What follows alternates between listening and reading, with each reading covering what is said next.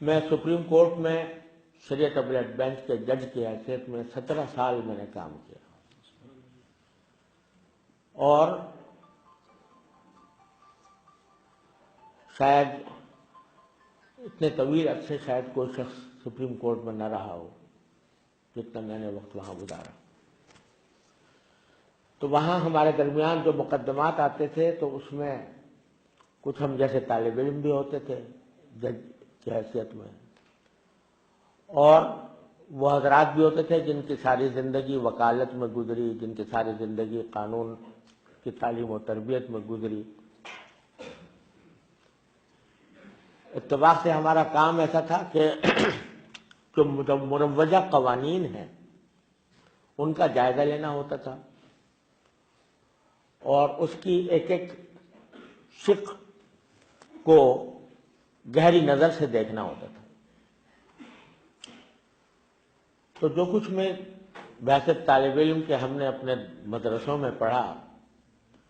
اس کی وجہ سے بات ذرا جلدی سمجھ میں آ جاتی تھی قانون کی، اور بعض حضرات کو کچھ دیر لگتی تھی۔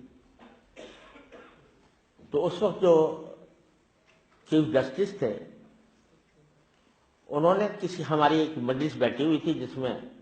جج صاحبان دوسرے جو یعنی معروف جج صاحبان ہیں وہ بھی تھے، میں بھی تھا۔ کسی قانون کی تشریح پر گفتگو ہو رہی تھی، تو میں نے اپنی کچھ رائے ظاہر کی کہ اس کی ایک تشریح در حقیقت یوں ہے۔ تو اس پر چیف جسٹس نے کہا کہ یہ مجھے حیرت ہوتی ہے کہ انہوں نے کبھی ساری زندگی وکالت نہیں کی، لیکن یہ قانون کی بات بہت تیزی سے پکڑتے ہیں۔ تو ایک دوسرے جج صاحب وہاں موجود تھے، انہوں نے کہا کہ ہاں انہوں نے LLB کیا تھا اور سیکنڈ پوزیشن کے ساتھ کیا تھا۔ تو میں نے اس پر عرض کیا کہ یہ LLB کی وجہ سے نہیں ہے، در حقیقت اس وجہ سے ہے کہ میں نے ہدایہ پڑھی ہے،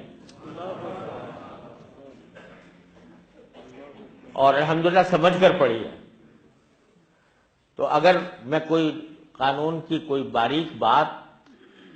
اللہ تعالیٰ میرے دل میں ڈال دیتے ہیں تو وہ LLB پڑھنے کی برکت سے نہیں ہے۔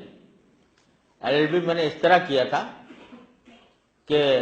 امتحان سے صرف 1 مہینہ پہلے چھٹی لے کر، دارالعلوم سے چھٹی لے کر 1 مہینہ پہلے میں نے اس کا مطالعہ کیا تھا، اور پھر LLB کیا۔ مجھے احساس کمتری تھی کہ سارے لوگ سارے سال پڑھتے آ رہے ہیں، میں نے 1 مہینے کے اندر پڑھا ہے، تو جب امتحان ہوگا تو دوسروں کے ساتھ کیسے چل سکوں گا۔ جب وہاں امتحان سے پہلے جہاں طالب علم بیٹھ کے ذرا آپس میں مذاکرہ کرتے ہیں، جب میں وہاں پہنچا تو کچھ مجھے اندازہ ہوا کہ جنہوں نے سارے سال پڑھا ہے تو وہ بھی بعض اوقات وہ بات نہیں سمجھ پا رہے ہیں جو اللہ تعالیٰ نے مجھے سمجھا دی ہے، اور جو امتحان کا نتیجہ آیا تو میری سیکنڈ پوزیشن تھی۔ تو یہ در حقیقت اس وجہ سے نہیں کہ میں نے ہدایہ پڑھی تھی،